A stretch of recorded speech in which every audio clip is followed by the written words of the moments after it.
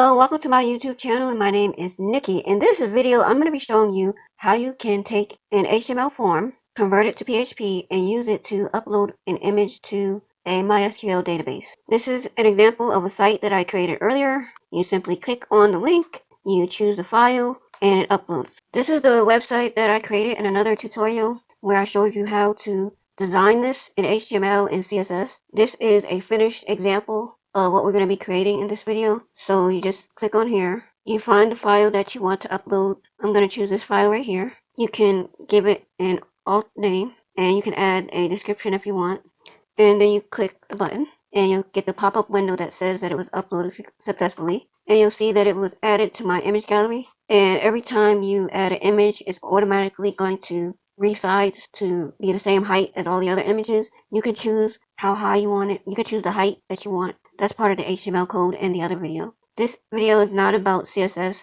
the UI, the front end. This is all about the back end code that I use to upload this file here. So in a nutshell, we're going to be converting a static HTML template to a dynamic PHP web page that can display images and automatically align them in a way so that you can have 100 images on this page and they will all line up perfectly together. Okay, so let's get started. The first thing you're going to want to do is create a database. If we're going to upload images, we're going to have a database. So I'm going to call this image upload, and just choose the name that you want and then hit the create button. Okay, now that we have a database, let's create a table. I'm just going to call this table images and 4 columns. Alright, the first column is ID, set to auto increment. The second, we'll give it a length value. I'll just say 11. That seems to be standard. Then a name of image. I'm going to set this to varchar 100. I'm going to add name, varchar, and 100 again. And then I'm going to add a description, and I'm just going to shorten the name DESCR, varchar 255. Alright, that's all I need for this database. Hit save. So we created this table called images, and the database name is image upload. Alright, we want to open our template in our text editor. If you don't have your own template, again, I created a tutorial on how I created this, and you can find a link to that tutorial in the description. You want to convert your HTML to PHP. If you're watching this tutorial, you should have a basic understanding of how to do that, but in the unlikely event that you're not familiar with doing that, all you really need to do at this point, I'm not going to explain how to break apart a page, just rename the HTML files to, the extension needs to be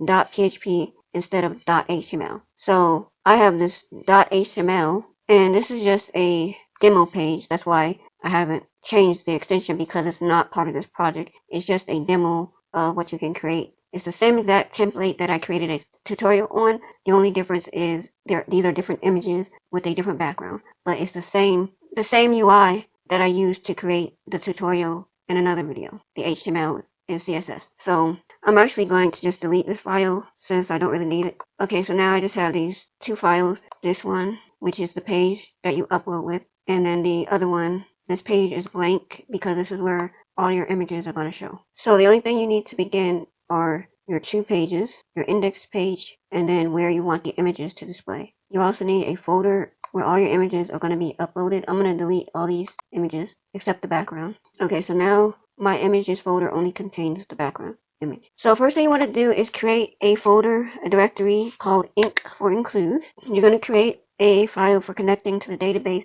You can call it whatever you want. We're going to call it config.php. This is going to be the file that connects you to the database. This right here. One of the things I like to do is put the URL of my website in a constant. And the reason for doing this is so that when I'm creating a website, no matter how deep in directories or subdirectories I am from the main directory, I can always access the main directory files or specifically what directory I want just by using the constant. So let's get the constant. For me, right now, this is the constant. So this is my constant. Yours will look different. We're going to be using PDO to connect to our database. So let's define some of the data that we need to connect to the database. First, we're going to add our host, which is localhost. Our database name, which is image upload. Our user name, which is root most of the time. Well, if you're developing offline, it's going to be root. Then I like to add the char set. This is completely optional. It's just something I picked up along the way in my web development. And then the password. Now you could put them in variables like this, or you could put them in constant using define. It's perfectly up to you how you want to do it. If you want to use define, you do it the same way. So the only real difference is typically when you use define, use capital letters. So instead of naming it host DB, I like to do USR for short, but you could say user, char set, and PWD for short. Then I'm just going to move this here, move that there, that there, that there, and password has nothing. And then I'll just delete these. To be honest, I don't know why you would choose one over the other. I don't know if define is more secure or what, but I showed you two ways. We're going to use the define and the constant. We're going to use the constant method. So now I'm going to take all of these and put them into, well, not all of these, but I'm going to use it to create a variable, some of these. So first you have to declare the driver, which is MySQL, and then host. Host equals this right there. Then add a semicolon and type DB name equals, and that would be DB, and then add a semicolon, and this next one is optional, char set equals char set. So I stored all of that into a variable. I also converted that to a constant.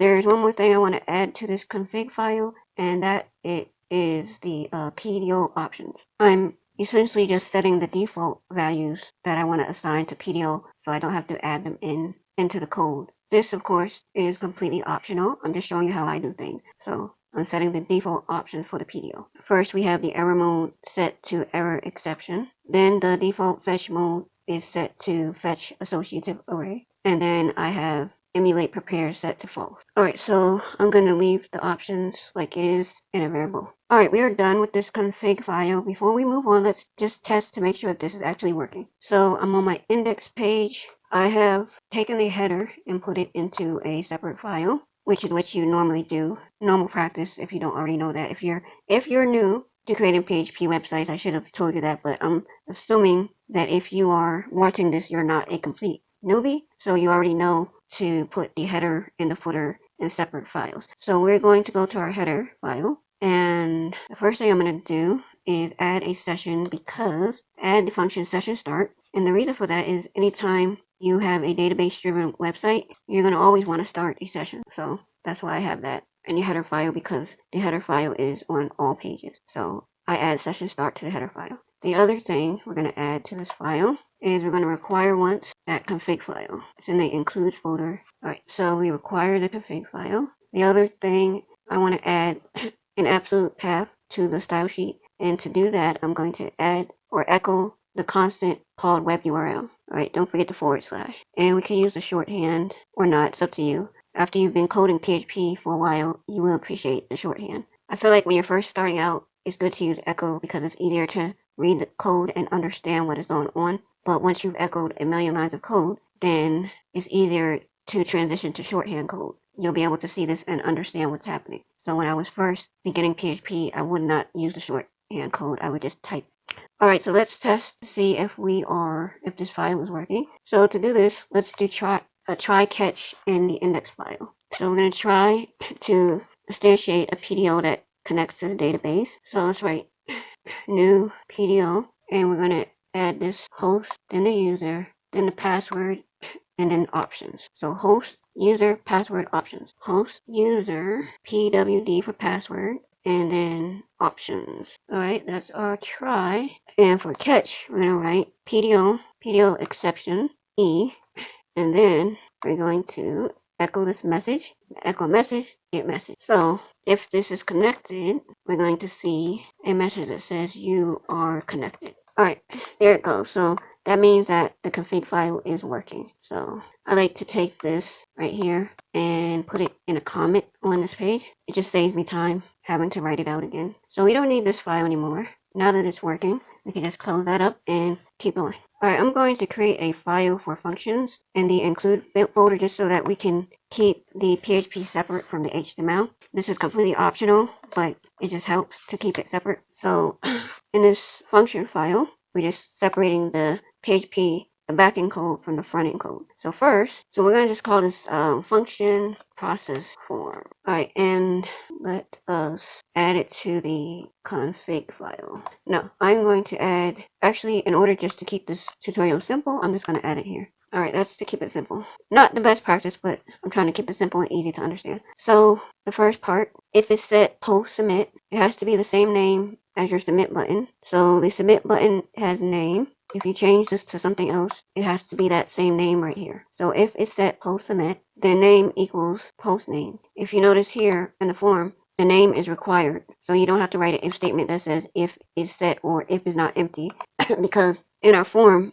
the name is required. So when they hit submit, if this is empty, let's just hit submit and see what happens. You see it says, please fill out this field. So you don't have to add an if statement to validate that the field is not empty. So we say variable name is equal to post. Now you want to set this to a global because otherwise you're not going to be able to use this outside of this function. Globals is a global array, so you can put as many array values in here as you want. Next we have if files image error equals 4. Error 4 means the file can't be found. Then you echo image does not exist. Alright, next we want to add a file name. File name is equal to file's image name. File size is equal to size. TMT for temporary name is equal to file image temporary name. And then you set the valid image extensions, so whatever extensions you accept, these are the ones that I chose. Alright, then we want to explode, which basically means break, separate something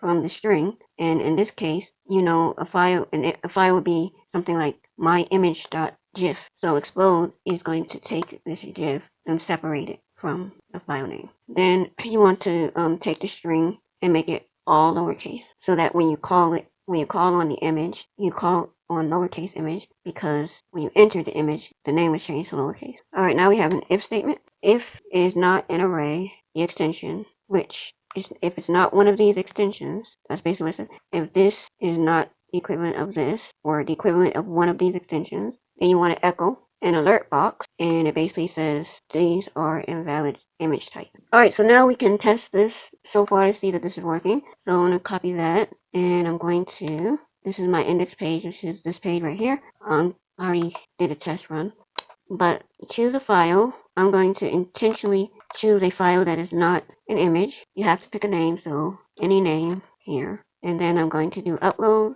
and you'll see this says, this is your alert box, invalid image type, must choose from the following. So everything is working so far. Alright, let's continue working on this. Alright, after the if, we're going to do else if. Now this is to make sure the file isn't too big. So else if file size is some enormous number. We're going to alert a script for this one too. And it's going to be file size is too big, choose a smaller file size. Alright, we're not going to test that one. I don't have a file that huge. But let's see, let's change it to some small number if you want to test it. So how many zeros are we going to remove? 1, 2, 3, 4, 5. Alright, I removed 6 zeros. Now let's see, let's choose a picture, smile, see if that's too big. File size is too big, choose a smaller file size. So we are able to test that and see that it's working. So let's add those zeros back. 1, 2, 3, 4, 5. Alright, now we have an else statement. Alright, so we're going to say else new image name equals unique ID. That's a PHP function. Then we're going to take that unique ID, add a dot or period, and the extension which we established up here. The description is received from the post entry, which is this right here. Must have the same name. So whatever name this is, it has to be the same name in here. Next we say, we use this function to say, move uploaded file, temp name, which is this right here, to the images folder. So if you named your folder something different, then you're going to want to make sure you have the correct name right here. So in the folder, and then the image name, which is going to be a unique ID. Then we're going to instantiate the PDO, and as you remember, to save myself some time typing, I just put it in here. So I'll just paste it here and uncomment this. It doesn't recognize this, so let's change this here. Let's call this globals. Globals options. See that? And now let's change this here. Okay. We just turned options into a constant just like all the other ones. I did the same test. See, you are connected. So that makes life easier. Be consistent, right? You should have made that a constant to begin with. Alright, so we connect to database using the PDO try catch. So we are connected, and we're going to do PDO equals new PDO. We're going to write our SQL statement inside of a variable, insert into, and we need our database image upload. Oh no, our table. Our table name is images, so insert into the images table. Values. Now this is my preferred method. you could do it like this, or if you like the naming convention, you would do, let's see, ID, image, name, description. So you would type ID, image. However, this is the way I prefer to do things because it's less code. It's easier for me to read because it's less code. Now, if you like the other way, you can do it the other way. This is the way that I do it. Next, we're going to insert the prepare statement into a variable, and I call it stmt. So we're preparing this statement. Now, alternatively, if you like, you could have just taken this and put it in here. I just prefer to separate. All right, next you're going to execute the prepare statement. So you want to do statement or variable name hyphen greater than sign, then execute, and then you have the square bracket. Now you see where I have this as a global. You can actually change that, and the only reason you would need to set that to global is if you were going to use this function or if you were going to use those variables outside of this function. But since we are not using these variables outside of this function, then I did not need to set it to global. So now at the bottom, we execute these values. The reason that this is empty is because it is the ID, which is auto incremented. Now there's another way that you could have done this also. So with this way, you have to keep it in the same order that it is in the table. But if you want to choose the order, then you would have to add it like this. Insert into images ID. Well, not ID because ID is automatically generated. Alright, so that is the more common way to do it. You just have to make sure that if you're using my method, which is to not use a naming convention, then you have to have these have to be in the same order as this right here. So you can choose to do it the first way, which you include all of the columns, but they have to be in the same order, or you can name the columns that you're inserting.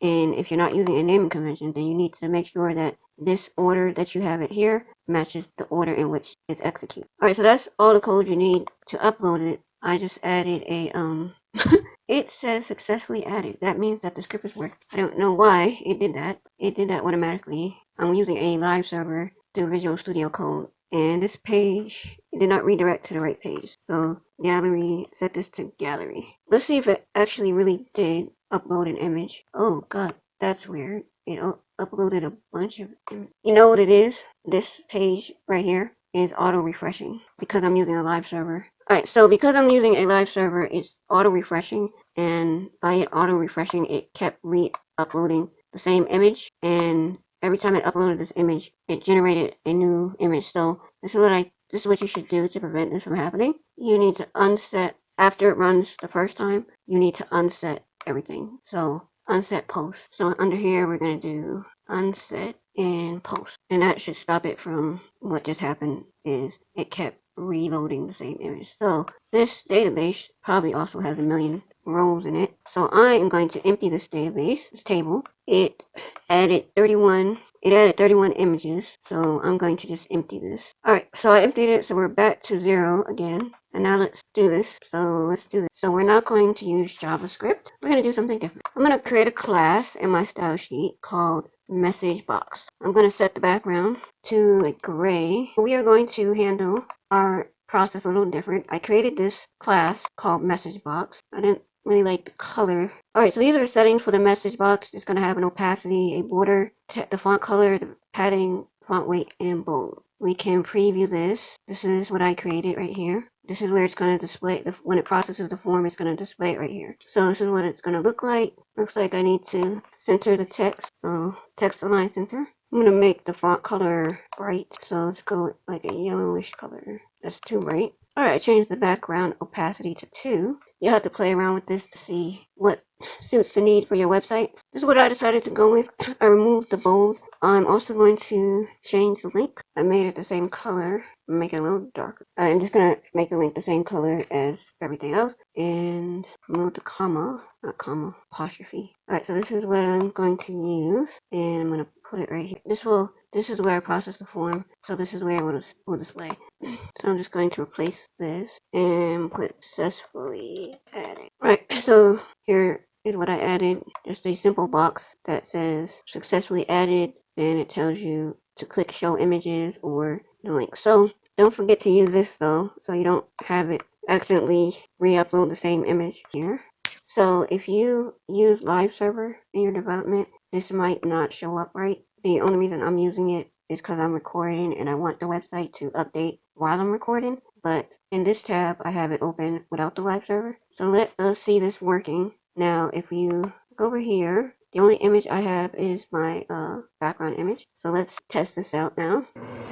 This is a parrot upload successfully added. Click show image, and as you can see, nothing is here because we have to edit this file. But if you look over here, I click on this image, you'll see that the parrot was uploaded to the folder. So that file is working. So we're done. We're done editing the index file, and now we need to edit this folder so that every time an image is added to the folder, and oh yeah, in the database right here. So this is what's in the table now. This is the image name. I'm pretty sure I have this backwards, so let us edit this file, this function file. My naming convention is backwards, so basically that means I want to take this and move it here. And the reason I did that is because the image should be this, and the name should be parrot. So to see this, let's go back here, and I'm just going to upload another file, coffee mug. Alright, let's go back to the table, and you see now the image that's here and the name is here. So I'm going to delete this one, the first one I did. Actually, I'm going to delete both of them because I have a template. Well, I have some content prepared to properly demonstrate this. So, alright, so let us work on this page right here. Alright, we're done with this function, so let's collapse it. We're going to create a new function, and this is going to be used to show the images. So I'm going to call this show images. Now we can go ahead and add this to the gallery. So I'm just going to copy this and paste it here. Then I'm going to just close this for now. So we're going to also instantiate PDO. So I'm going to copy all of this right here and paste it here. But I'm going to move all these, move that, move that. Alright, so now this is the code that we're going to be working. Alright, first we have to add the SQL statement into this variable. And it says select all from images, order by descending, means the last image that you upload is going to show first. Next, you prepare the statement, and then we execute the statement like so. We're going to change this name right here to images because it's just going to help us to understand what's happening better. Now for these two variables, they need to be global because we are going to use them. We're going to use them in our page outside of the function. So in order to use it outside of the function, it needs to be a global variable. Actually, there's a way around this, so let me go. No, I'm gonna stick to the original. Alright, so we need our gallery page, and this right here is the template that is going to be used on all of our image files. So before I begin, I'm going to add one image. This is Miss Marvel. Well, I don't have a description for her, so I'm just gonna write a Marvel character. Alright, so you see this is the image. It didn't show the message because this is live server, and live server doesn't process things correctly. This is what you should have seen. Alright, so great. We have one image. Now let's go here, and we're going to get this image to show up on a page. Alright, so I decided I'm going to not make these globals because I'm going to put all of this code in the exact spot that I want the images to load. So I don't need it to be global. Now, on our gallery page, let's take this actually. Alright, I cut that out and I'm going to put it here because this is where all the images are going to load. So in this try block, let's say, oh, that's not good. Alright, we're going to do a for each statement. So we're going to say for each images, this as image, we're going to echo a full block of code that we have over here in the comment. So let me uncomment this and then cut this out of here and put it in our function. Alright, so you can see it's trying to load an image, but it's not showing because we got to edit this code. Alright, so we need to edit the image source. We're going to set the absolute path by adding the web URL constant right here, /images, then another /, and then we're going to concatenate this with the image name that comes from our database. So if we look at our table, this is the image name right here. So we gotta concatenate this. So we say images, image, and then the name of this column, which is image. And then if you come back here, you see the image is now showing. Now for the title, you do the same thing. You're going to concatenate this, and we're going to use description, DESCR. And the description is shown when hover over the image. I don't know, I accidentally copied this. Alright, so you see when you hover over the image, you see the description. Now for this, well, for alt, you're going to use the image name. And alt is just basically what shows if the image is wrong or if there's no image. And why can't you see it? Alright, so this is the image name. That's what you would see. That's what shows when the image is not found. So I just commented out this so you could see that. Alright, there's one more part of this we want to edit. So let's copy all of this and put it right here and change it. Actually, name is actually good. So now you see the name, the image, the description. So now let's play around with this and see what we have created. So let's grab another image. Alright, upload this and you'll see it over here. Let's add another one. Hit upload and another one and another one. And just upload to your heart's content. Every time you upload, it's going to be added to the database, to the table. It's going to be uploaded to the folder. All the images are in a flex box, so it's responsive. So when you resize, all the images just resize perfectly to fit the window. And that's it for this. I really hope you enjoyed it. If you did, please do me a humongous favor. Hit like and subscribe. I promise to create more useful content. Believe it or not, these videos take a long time to make and then to edit. The whole process is long. So please hit that like if you enjoyed this. I will provide the source code to every single video that I create. No strings attached. You don't have to be my patron. I will provide it. No strings attached so long as I get enough subscribers or enough views to make it worth my while to take the time to package these in a way that I can distribute them without infringing on any copyright laws. If I haven't already included a link to the source code and you want the source code, all you gotta do is leave a comment, and when I see your comment requesting the source code, if I haven't already uploaded the source code and linked to the source code, I'll be certain to do that if enough people ask for it. Thanks for watching, and I'll see you next time.